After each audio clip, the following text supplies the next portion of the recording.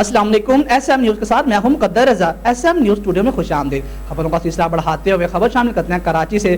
وزیر اعظم پاکستان عمران خان اہم دورے پر کراچی پہنچ گئے۔ کراچی پہنچتے ہی وزیر اعظم عمران خان شہد قید کے بارشوں سے متاثرہ علاقوں کا فضائی دورہ کیا، جس کے بعد وہ گورنر ہاؤس چلے گئے۔ وزیر اعظم عمران خان کے کراچی پہنچنے پر گورنر سندھ عمران اسماعیل اور وفاقی وزیر اسد عمر نے وزیر اعظم عمران خان کا استقبال کیا۔ اس حوالے سے مزید جانتے ہیں بیورو چیف ذوالفقار علی سے۔ جی ذوالفقار علی، آگاہ کیجیے گا۔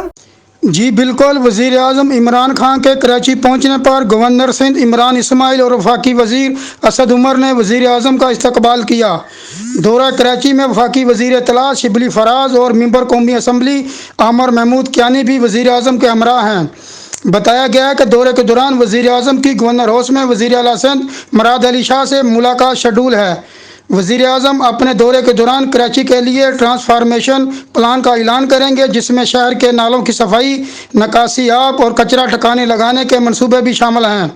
صاف پانی اور ٹرانسپورٹ کے لیے وفاق فنڈ دے گا، جس سلسلے میں وزیر اعلیٰ سندھ آج صبح پہر گورنر ہاؤس میں وزیر اعظم عمران خان سے ملاقات کریں گے۔